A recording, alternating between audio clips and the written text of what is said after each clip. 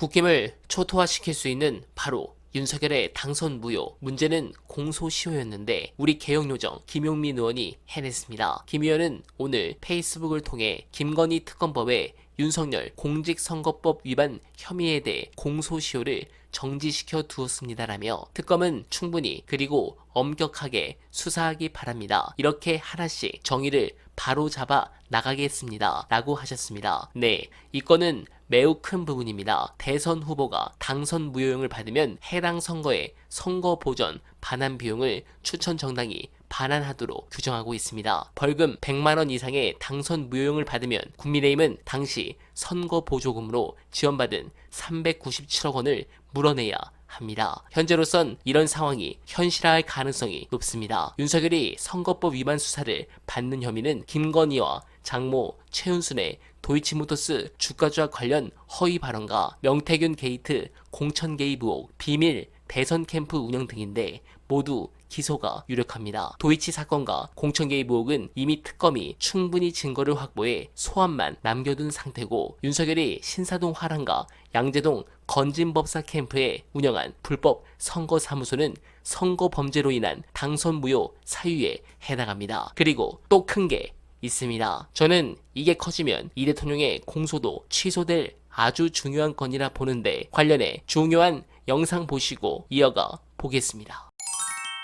수사 기록을 제가 갖고 있으니까 19년 4월인가 그 누나가 윤석열 부친의 그 연희동 집을 매입을 해주잖아요. 19억 원인가 매입을 해주는데 2020년 1월인가 그 대장동 수익금은 그 개발 수익금은 한 번에 들어온 게 아니라 매년 들어와요. 매년 나눠서 들어옵니다. 그게 1차 분양, 2차 분양 뭐 이런 식으로 했기 때문에. 그래서 2020년에 이제 거기에 중개 수수료까지 더한 19억 5천만 원을 누나한테 보낸 그 기록이 있어요. 온라인 계좌 이체 내역이. 근데 그때 당시에 검사가 질문을 하긴 합니다. 김만배한테. 이거 윤석열 검사 부친 집 사준 거 아냐? 뭐 이랬나 봐요. 그러니까 아냐? 그러니까 난 그건 모르는 일이다. 그건 누나가 한 일이 모르냐? 이렇게 끝났던 거예요. 근데 누가 봐도 저거는 다 합리적이지 않잖아요. 근데 이제 저 뉴스버스 기사가 나온 거는 누나가 윤석열 여동생으로부터 얘기를 듣고 이 집이 안 팔려서 아버지가 불편하셔서 아파트로 가셔야 되는데 뭐 이런 얘기잖아요. 집이 너무 안 팔린다. 그런 애로사항을 듣고 김만배한테 얘기를 하니까 그럼 우리가 사줘야겠네. 일단 누나가 사줘 뭐 이렇게 얘기했다는 그게 이제 새로운 건데 그 관계자가 누군지가 지금 정확히 안 나왔기 때문에 그렇죠. 사실은 제가 저거를 김만배 전 기자를 만나면 제가 물어보고 싶더라고요. 저게 물어보고 싶었는데 저분이 저는 왜 여태까지 입을 안 열까 이게 참 궁금해요. 근데 보세요. 저게 왜 그러냐면 난 몰랐다가 돼야지. 그러면 일단 누나 집이잖아요. 소유가. 그렇지. 근데 내가 준 게 되면 범죄 수익금으로 산 게 되잖아요. 저 집 날아가는 겁니다. 그냥. 그것 때문에 안 한다고 저는 생각을 했거든요. 누나 재산에 그 저기 뭐야. 손해가 가니까. 그렇지. 그리고 뇌물로 성립이 돼버릴 수도 있는 거죠. 그러면 또 뇌물을 공유한 사람이 되고. 그냥 누나가 아니고 천화동인 1, 2, 8호 중에서 한 호가 2호인가가 누나 거야. 맞아요. 네. 또 저는 잘 모르지만 저 사안만으로도 뇌물죄가 성립이 될 것 같거든요. 저렇게 되면 자기 혐의가 하나가 더 추가되는 거고. 그리고 그럼 그 액수가 너무 커 또. 예. 19. 저것만 해도 한 10년 나올 수 있겠네요. 예. 그러니까 말을 못 하는 거예요. 저것만 해도 누가 10년이 나와요? 김만배 입장에서도 뇌물을 공유하니까. 그러네. 저것만 해도 19억 원을 뇌물을 줬다고 하면 특경이니까 엄청난 거죠. 그 더군다나 그 윤석열은 또 공직자였잖아요. 윤석열은 그렇지. 10년 이상 나오죠. 그렇죠. 윤석열은. 그러니까 받은 사람도 많이 나오지만 준 사람도 네. 많이 나온다. 그래서 김만배가 진실을 말하지 못할 가능성이 높다. 그러니까 난 이분이 약간 말을 하시는데 실질적으로 저 많은 고초를 겪은 것도 사실인 게 이분도 그냥 여러 가지로 쪼개가지고 계속 구속 연장을 했잖아요. 그렇다 보니까 보석 상태로 나와 있을 때 그 자해 시도도 했잖아요. 극단적인 선택을 했잖아요. 그러니까 나 때문에 더군다나 어떤 일이 있었습니까? 한국일보 기자 김만배에게 돈을 빌렸던 그 기자는 극단적인 선택을 했습니다. 그 3명의 기자한테 돈이 간 게 확인이 돼서 검찰이 3명을 기소를 수사하던 와중에 한국일보 그 기자는 한참 선배였던 것 같은데 그 사람 한국일보 기자? 네. 아니 선배랑 비슷할 거예요. 그분이 이제 제가 보니까 너무 안타깝더라고. 보니까 저희가 보니까 나중에 보니까 제가 그때 일산 살았는데 그쪽에 사시고 어찌됐든 그 당시에 언론의 분위기는 이게 언론이 되게 웃긴 게 앞뒤 상황을 다 알아보지 않고 그냥 다 김만배한테 돈 받았어? 이거 죽일 놈들이네. 검찰이 그거 왜 올렸을까요?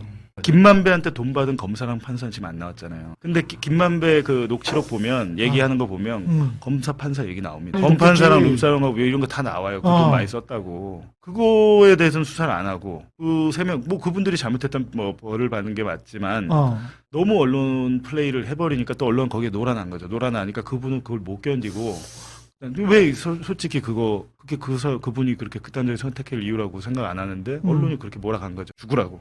그러니까 제가 볼 때는 이것도 진짜 검판사한테 하죠. 검판사한테 같은 돈이면 기자한테는 어떻게 보면 친한 후배한테 왜냐면 그분들이 그걸 해가지고 뭐 기사를 써준 것도 없어요. 그렇죠. 결과적으로 영향을 미칠 만한 자리도 아니고 애매한 거예요. 이게 사실은 제가 볼 때 무죄 나옵니다. 가면 명백하게 뭘 확 도와준 게 없어요. 그리고 자기도 기자잖아요. 그럼 머니투데이의 홍성군 회장한테 49억 원 50원씩 막 빌려주잖아요. 자기가 머니투데이가 뭡니까? 뉴스원도 갖고 있잖아요. 뉴시스도 그렇지. 갖고 있고 거기서 언론 플레이 하면 되죠. 내가 사실상 회장하고 노는 사람인데 그렇지. 말이 법조팀장이지 회장한테 49억 50원씩 시원하게 빌려주는 사람인데 머니투데이 매체가 많아요. MTN 뭐 이런 방송도 있고 머니투데이 방송도 있고 그러니까 안 했는데 이 사람들한테 돈을 빌려줘서 언론 플레이를 했다는데 결과적으로 나온 게 없으니까 그 사람이 뭐 편집국장을 한 것도 아니고. 네, 공감합니다. 이렇게 윤두창은 점점 끝으로 가는 상황에서 이 대통령의 어제 기자회견은 정말 눈과 귀를 행복하게 만든 소중한 시간이었습니다. 특히 검찰개혁 부분이 가장 기대가 된 대목인데 현재 거론되는 검찰개혁의 큰 틀은 수사청과 기소청을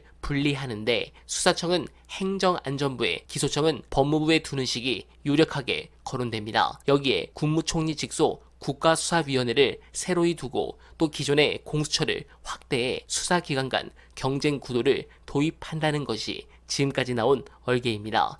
어쨌든 큰 틀은 수사, 기소 분리 그리고 검찰의 직접 수사권 폐지입니다. 따라서 이후 검찰개혁 관련 법 논의가 활발해지고 실제로 추석 무렵에 법안 통과도 가능할 수도 있다고 봅니다. 다만 실행 과정에서 어느 정도의 유예 기간을 두면서 조정 작업을 할 수 있는 여지를 두는지가 주목됩니다. 부작용이 없도록 정비하고 조정하는 과정은 필요하지만 이 과정에서 검찰이 다시 한번 부작용을 지나치게 부풀리면서 이전으로 돌아가려는 작업을 하게 되는 건 아닌지가 주목하고 경계해야 할 대목입니다. 또한 그런 부분에 이 대통령은 검사들에 대해 강하게 통제할 수 있다는 자신감을 보이기도 했습니다.